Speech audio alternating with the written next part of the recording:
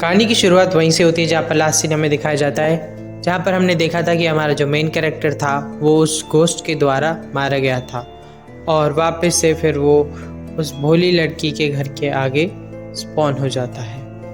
भोली लड़की उसे बाहर तक छोड़ने आई होती है और बोलती है, क्या तुम ठीक तो हो? तुम अचानक से एकदम से ऐसे अलग से क्यों लग रहे हो? वो बोलता है, हाँ मैं ठीक हूँ। फिर वो वहाँ से स्माइल करके चले जाता है और जल्दी से कॉल करके उस घोस्ट स्टोरी के बारे में पूछने के लिए अपने स्मार्ट चश्मे वाले दोस्त को फ़ोन करता है। और वो फ़ोन करके पूछता है कि ये मुझे ना एक ऐसी घोस्ट स्टोरी के बारे में पूछना है जिसमें कि किसी फैमिली मेम्बर का घोस्ट आता हो। फिर वो जो चश्मे वाला लड़का बोलता है, क्यों, क्या हुआ, कुछ हुआ है क्या? फिर बोलता है, नहीं नहीं कुछ ऐसे ही, मैं तो ऐसे ही पूछ रहा था। वो बोलता है, अच्छा वैसे तो मैं ट्यूशन में हूँ लेकिन मैं बताता हूँ, तो सुनो। ये एक घोस्ट स्टोरी है जिसके अंदर उसकी मदर या फिर उसके फैमिली मेम्बर की उस बच्चे को आवाज़ आती है और वो वहाँ पर अपने स्टडी टेबल पे पढ़ रहा होता है। और जब उसे आवाज़ आती है तो वो देखने के लिए नीचे वाले फ्लोर पे जाता है। और जब वो नीचे वाले फ्लोर पे जाता है तो वो क्या देखता है कि उधर जो एक रूम है उसमें से उसे आवाज़ आ रही है और उस रूम के खोलने के बाद उसका मर्डर हो जाता है, यानी कि घोस्ट स्टोरी ख़त्म हो जाती है। तो इससे उस हमारे मेन कैरेक्टर को ज़्यादा पता नहीं चलता है। फिर वो फिर से हमेशा की तरह ही पूछता है, क्या है कि इसका कोई एंड है या कुछ सॉल्यूशन है? तो हमारा जो चश्मे वाला लड़का बताता है कि ऐसा कुछ घोस्ट स्टोरी के कभी एंड नहीं होते हैं।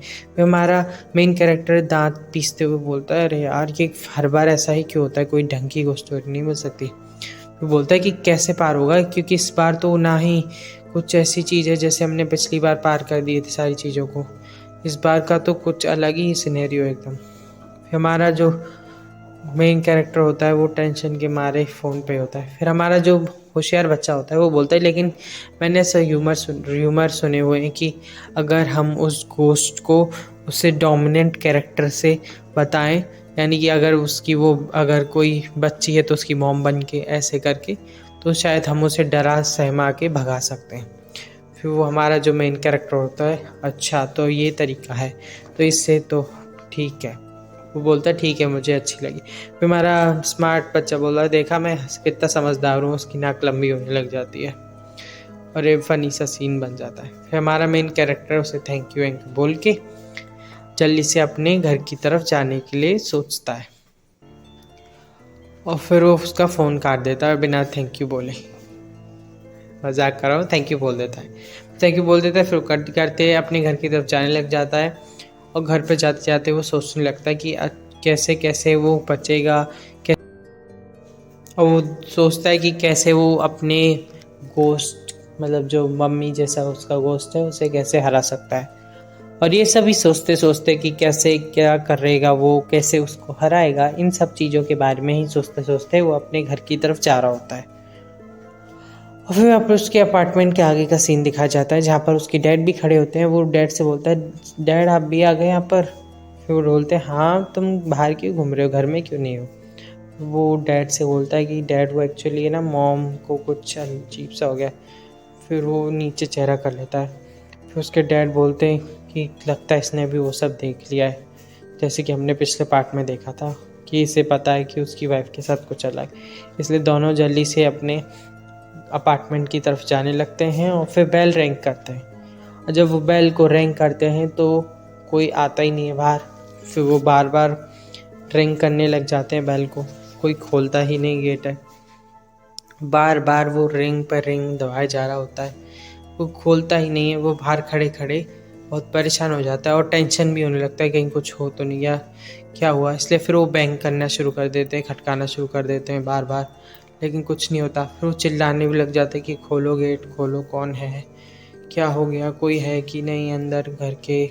फिर अचानक से गेट खुल जाता है, पर गेट खुलता है, वो जैसे गेट खोल के देखता है तो बहुत ही क्रीपी तरीके से उसकी मॉम लटक के बगल से देख रही होती है और उसकी तरफ बोलती है कि आ गए तुम। हमारा जो मेन कैरेक्टर होता है वो अपने कैरेक्टर में घुस जाता है और वो इसकी सास बन जाता है, क्योंकि इससे डोमिनेंट कैरेक्टर बहू का क्या होगा, सास होगा, इसलिए ये सास बन जाता है और बोलता है, हे बहू तूने गेट कैसे नहीं खोला रही, ज़्यादा बिगड़ रही है क्या? हाँ, मैं तेरी सास हूँ, मेरे लिए गेट नहीं खोलेगी? ज़्यादा हुक्म चला रही है अपना। हाँ, बहुत ज़ोर से वो चिल्लाता है, ए जल्दी आ, पैर दबा मेरे, जल्दी आ। बहुत ज़ोर ज़ोर से वो चिल्ला के, मतलब उसे ऐसा इतना माहौल बनाना चाहता है जिससे वो गोश्त डर जाए, सहम जाए और उसके कारण वो चले जाए यहाँ से। फिर वो गोश्त भी थोड़ा सा ऐसे सहम के जी माँ जी ऐसे करके आने लगता है। और फिर वो हमारा main character full character mode में आके ऐसे गुस्से वाले फॉर्म में उससे चिल्लाता है कि मेरा घर है, ये मेरे बेटे का भी घर है, और तुम मुझे अंदर नहीं आने दे रही थी, मेरे लिए गेट नहीं खोल सकती तुम? कैसी बहू हो? क्या तुम चाहती हो कि तुम ही इस घर में रहो, मैं नहीं आऊँ कभी? ऐसे ही चिल्लाते चिल्लाते वो कुछ भी जो मन में उसके आ रहा था वो बोलने लग रहा था। और चिल्ला के बोलता है कि क्या तुम बिल्कुल ही शेमलेस हो गई हो? क्या तुम बिल्कुल ही पागल हो? क्या इतनी देर कोई टाइम लगाता है गेट खोलने में? फिर वो बिल्कुल ही ज़्यादा सहमने लग जाती है वो गोश्त, और उसे लगता है कि अब वो शायद जीतने ही वाला होगा, उसे फिर से जीत जाएगा ये से भगा के। लेकिन तभी फिर वो गुस्से में आ जाती है और पूछती है कि अच्छा माँ जी बताइए कि हम पहली बार कब मिले थे? फिर वो बोलता है कि जब तुम्हारी शादी हुई थी उससे पहले। फिर उसने बोला कि डे कौन सा था, डे बताओ। फिर वो घबरा जाता है क्योंकि उसे तो पता नहीं होता इसलिए। लेकिन तभी उसका डैड बीच में आके बोलता है कि मैं बताता हूँ, उस दिन वेडनेसडे था जब हम पहली बार मिले थे और तुम हमारे घर पे आई थी। और वो चिल्ला के बोलता है तुम कैसे बोल सकती हो, मेरी मॉम से ऐसे कैसे बात कर सकती हो तुम? क्या तुम्हें बिल्कुल भी मैनर्स भूल चुकी हो?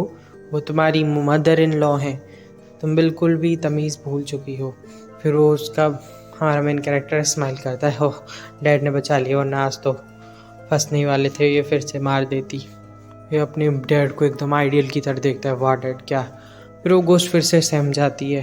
फिर वो दोनों समझ जाते हैं कि ऐसे ही हमें करते रहना पड़ेगा और तब ये चीज़ है। तो उसके डैड भी चिल्लाने लग जाते हैं, तुम जानबूझ के कर रही हो ये, तुम जानबूझ के चाहती हो कि मेरी मम्मी इस घर में ना आए। तुम 5 साल हो गए तुम्हें, फिर भी कुछ भी अकल नहीं आई। तुम बिल्कुल ही सब कुछ बिगड़ती जा रही हो, कुछ भी तुम रिश्ते सही से नहीं रख सकती। क्या तुम बिल्कुल ही पागल हो गई हो? तुम्हें इस घर से निकल जाना चाहिए, निकल जाओ इस घर से।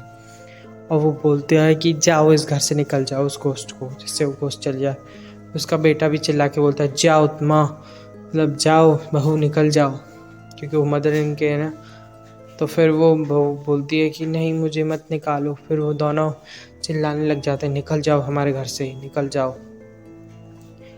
अब वो फिर मदर इन लॉ वाला फॉर्म जो है हमारा मेन कैरेक्टर, वो भी चिल्लाता है कि बहू निकल जा मेरे घर से, तूने मुझे घुसने नहीं दिया, मैं तुझे इस घर में रहने नहीं दूंगी, निकल जा इस घर से, निकल जा। फिर वो चलता है, निकलती है कि चक्कू ला के भोंकू तेरे अंदर। फिर वो बहुत ज़्यादा चिल्लाने लग जाते, वो इतना ज़्यादा चिल्लाते हैं कि वो गोश्त जो है ट्रॉमेटाइज्ड हो जाता है और वो एकदम चिल्लाने लग जाता है। फिर पूरी बिल्डिंग के अंदर इन दोनों की चीखने की आवाज़ आ रही होती है और वो गोश्त धीरे धीरे करके उसका एकदम मॉरल डाउन हो रहा है। फिर वो गुस्से में आके एकदम से चिल्लाता है, बहुत ज़ोर की चीख मारता है और फिर वो फट जाता है और वहाँ से गायब हो जाता है। फिर वो बहुत ही रिलीफ लेते हैं, हाँ यानी कि हमने इस गोश्त को हरा दिया है। फिर उसके पसीने छूटते हैं, वो बहुत घबराया होता है, उसके डैड के भी पसीने छूट जाते हैं। फिर वो आपस में बधाई देते हैं कि ये डैड हमने कर दिखाया, हमने इस गोश्त को हरा दिया है। फिर तभी अचानक से डिंग डोंग डिंग, वो दोनों डर जाते हैं कि क्या हो गया, ये कौन आया होगा। फिर वो गेट खोल के देखते हैं तो उसकी मम्मा आई थी। एक बार कूदने लगता है कहीं गोश्त तो नहीं आ गया। फिर वो कहते हैं नहीं, गोश्त को तो मैंने हरा दिया है। फिर वो दोनों गले लग जाते हैं। तो उसकी बोलती क्या हो गया, तुम एकदम से ऐसे अलग से बिहेव क्यों कर रहे हो, क्या हो गया? और तभी हमें दिखाया जाता है कि हमारे मेन कैरेक्टर के आगे स्क्रीन आती है और बोलती है उसे कि तुमने मॉम गोस्ट स्टोरी को पार कर लिया और तुम्हें 15 पॉइंट दिए जाते हैं। फिर हमारा मेन कैरेक्टर कहता है हाँ मैं थक गया हूँ, और उसे अब 70 पॉइंट मिल चुके हैं, जिसे मिला के उसके पास अब 100 पॉइंट हो गए, और उसके पास अब स्पिन करने का एक और चांस आ चुका है, जिससे वो एक स्पेशल एबिलिटी ले सकता है, जैसे कि गॉड ऑफ सभा। तो जब वो सो रहा होता है तो उसे एक सपना आता है जिसमें वो देखता है कि डीमन किंग उसके आगे एक प्रपोजल दे रहा है कि तुम मेरे साथ समझौता कर लो। लेकिन हमें वहाँ पर एक आदमी दिखाया जाता है, वो बोलता है कि नहीं तुम ये नहीं कर सकते, तुम्हें ये नहीं करना चाहिए। लेकिन फिर हमारा मेन कैरेक्टर उसे एक्सेप्ट कर लेता है, और इसकी उसे भनक नहीं होती क्योंकि वो नींद में होता है। और सोते सोते ही वो डीमन किंग का ट्रूस यानी कि समझौता एक्सेप्ट कर लेता है। फिर वो लड़का चिल्लाता है, तभी वो जगता है और सोचता है मुझे इतने पसीने क्यों आ रहे हैं, क्या हुआ है। फिर वो कहता है मैं तो बिना चेंज करे ही सो गया। फिर अपने पॉइंट्स के बारे में देखता है और सोचता है कि अभी मेरे को पास स्पिन करने की एबिलिटी है, क्या मुझे स्पिन करना चाहिए या नहीं करना चाहिए। फिर अपने सर पे हाथ रख के सोचने ही लगता है कि क्या करूं, क्या मुझे पॉइंट्स जो किसी और चीज़ में काम आ सकते हैं क्या। फिर अपनी एबिलिटी के बारे में पढ़ने लगता है कि क्या क्या उसके यूज़ हो सकते हैं, कि क्या कोई मेरे अंदर चाकू मारेगा तो मैं उससे बच जाऊंगा गॉडेस ऑफ लक, क्योंकि ये तो एक एस रैंक की है। तो सोचता लगता है मुझे अभी थोड़ा इस पे और सोचना चाहिए, और उसके बाद सोच समझ के मुझे ये 100 पॉइंट्स को यूज़ करना चाहिए। फिर हमें मॉर्निंग का सीन दिखाया जाता है। तो हमारा जो मेन कैरेक्टर है वो कॉलेज में हॉल में जा रहा था अपनी क्लास की तरफ। फिर वो देखता क्या है कि जो आज हमारी भूल लड़की है वो टाइम पे आ गई है जल्दी। फिर वो कहती है हाँ वो मैं क्योंकि कल अच्छे से सो गई थी तो आज जल्दी जग गई। वो कहता है लगता है मेरी वजह से हुआ, क्योंकि कल मेरे साथ ये खेली थी तो शायद अच्छे से नींद आई होगी इसे। फिर बोलता है कि लेकिन मैं रोज़ नहीं जा सकता। फिर वो देखता है कि ये तो वही लड़की है जिससे मैंने पिछले लाइफ में बात करी थी, लेकिन मैं उसमें मर गया था इसलिए से ये तो कुछ याद नहीं होगा, पक्का ये तो रीडर्स क्लब में होगी। फिर उससे मैसेज आता है कि तुमने हाई उनको जान लिया है। फिर हमारा जो टीचर होता है वो कॉरिडोर के गेट से उसे झांक के बोलता है कि इधर आओ तुम मेरे पास, मुझे कुछ बात करनी है। फिर हमारा मेन कैरेक्टर थोड़ा घबरा के फिर स्टाफ रूम का सीन दिखाया जाता है। हमारा जो टीचर होता है वो बोलता है कि तुम क्या सोचते हो, क्या ऐसे कोई गोस्ट स्टोरी क्लब को कोई कोई दे सकता है क्या क्लब को कोई। फिर वो बोलता है कि क्या क्या कह रहे हो सर आप। फिर वो सर कहता है कि लेकिन मिल चुकी है तुम्हें अब एक्सेप्टेंस, क्योंकि हम किसी को ग्रुप को छोटा नीचा नहीं देखते। फिर हमारा जो मेन कैरेक्टर होता है वो खुश हो जाता है, लेकिन फिर हमारा टीचर बोलता है मज़े लेते हुए लेकिन माफ़ करना कि तुम्हारा चेहरा इतना फ़नी क्यों हो रहा है। फिर वो हंसने लग जाता है कि ये कैसी शक्ल बना रहे हो तुम अपनी शक्ल को देखो तो सही, बहुत हंसी आ रही है। फिर वो पेट फाड़ के हंसने लगता है और बहुत बुरी तरीके से हंसने लगता है। उसे देख के अपना मेन कैरेक्टर बोलता है ये हमेशा से ऐसे थे क्या। फिर सांस में सांस लाके बोलता है कि हाँ सुनो, ये जो मैं बताने जा रहा हूँ ध्यान से सुनना, तुम्हारा ग्रुप एक्सेप्ट हो गया है। हाँ एक्सेप्ट हो गया है। फिर वो बोलता है कि सच्ची में। फिर बोलता है नहीं। फिर वो फिर से हंसने लग जाता है। फिर वो जाने लगता है हमारा मेन कैरेक्टर। वो कहता है रुको रुको मैं मजाक नहीं कर रहा, तुम्हारा ग्रुप रिजेक्ट होने वाला था लेकिन एक लड़की ने तुम्हारे ग्रुप में ज्वाइन कर लिया है।